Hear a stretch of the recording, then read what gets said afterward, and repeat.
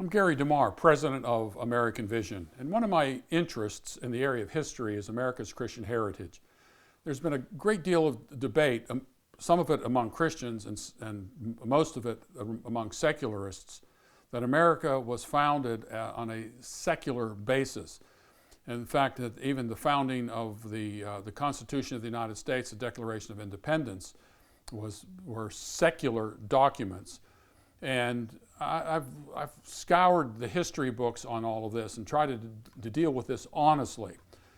There is no doubt that America's earliest founding, going back to the early part of the 17th century, was fundamentally Christian. You can see this in the Mayflower Compact. You can see this among the Jamestown expedition. The original documents, original colonial charters, state constitutions, they were all fundamentally Christian. Over the years, however, a secular element entered into America's Christian heritage. Much of it is related to what they describe as the Enlightenment period.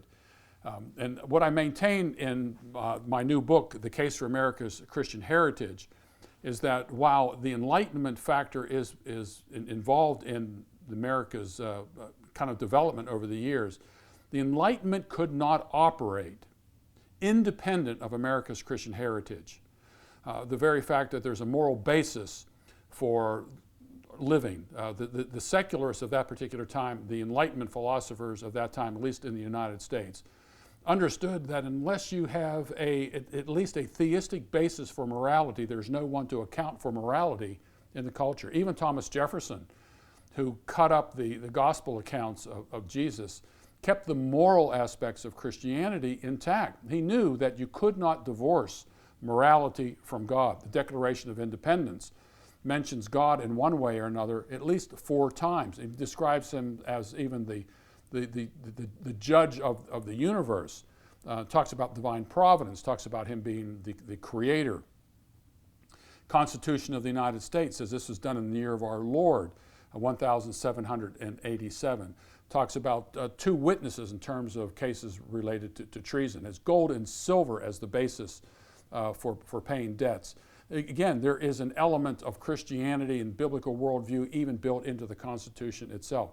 The very fact that the Constitution has a division of powers, the Constitution keeps state governments and the civil governments separate in terms of power and authority.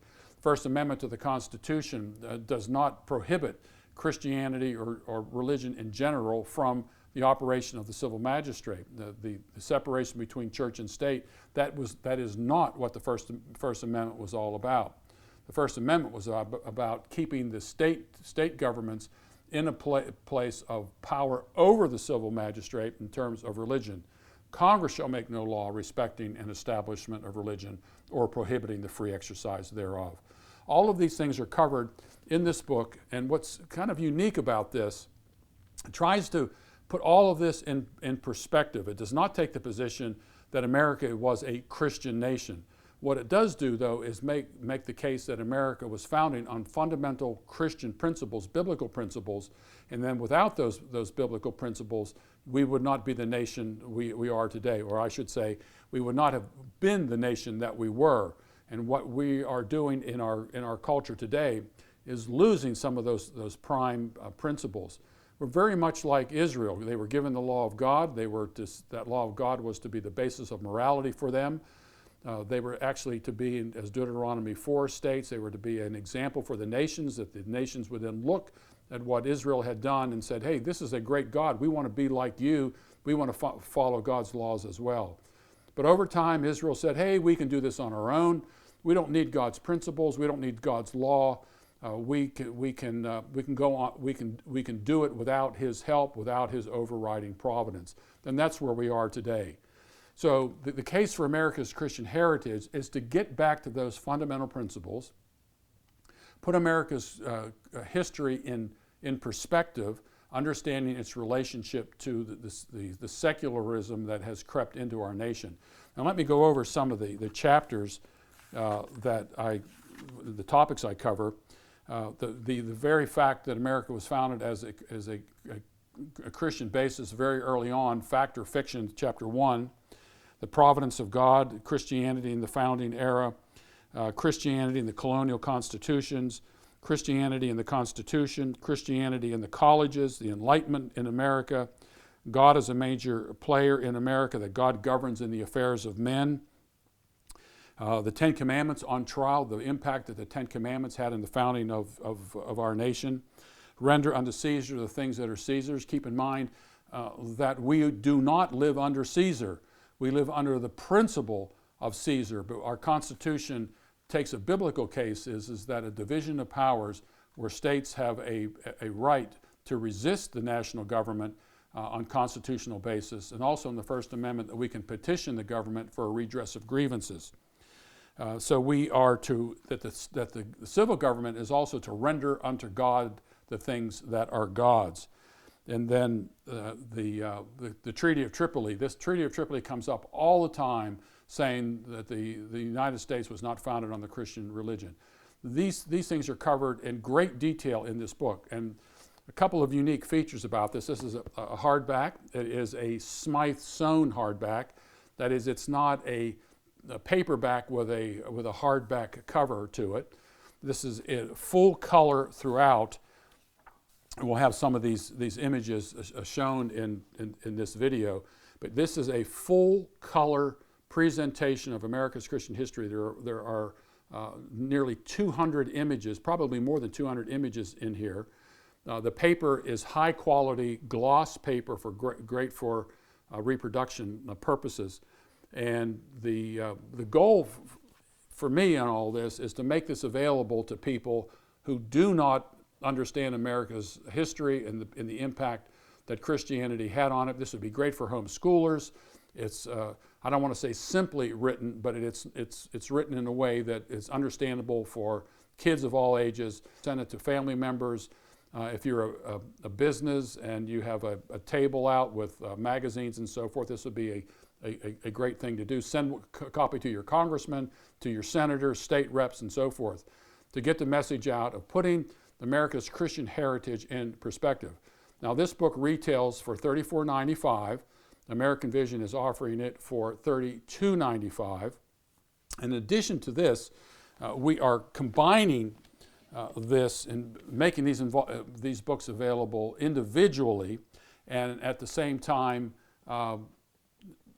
making them together as a set. In this particular case, we have published this one over the years, The Christian Life and Character of the Civil Institutions of the United States. Now, this is a fat hardback, again, Smyth-sewn.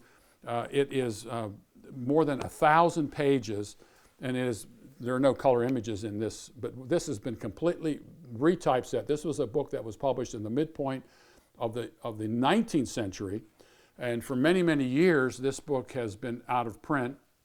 Over the years, I've only had a Xerox copy of this book, but we have taken that, completely retypeset it, put subheads in it as well. This is full of original documents, while my particular book, The Case for America's Christian History, deals with fundamental principles of the founding of America and the application of the Bible to these various places and points in time in history. Now, this particular book, the Christian Life and Character of the Civil Institutions of the United States, gives the full context of many of these documents in a 1,000-page book. Kind of what happened with this, how I was able to use this. One time I was interviewed by a public broadcasting station here in the Atlanta area, and all I had was a Xerox copy of this, and there were some ACLU attorneys there, and we were talking about America's Christian founding. It was around Thanksgiving, and near the end of the session, I pulled out a copy of this Xerox copy of this book, and I said, look, until you can answer the content of this book, you do not have a case for your assertion that America was established as a secular nation. This particular book, they said, where did you get this book? And I said, well, it's been in existence since the midpoint of the 19th century. And it was at that point I thought it was really necessary to get this particular book out to the public. And this book retails for $45, and we are making it available for $39.95. And if you can buy this separately, or you can combine it for the Case for America's Christian Heritage for $65. So you got the Case for America's Christian Heritage and the Christian Life and Character of the Civil Institutions of the United States. You can buy them individually, or you can buy them as a set. And the price again for the set is $65. I think you will find these to be a valuable contribution to your library and for the legacy of your own family.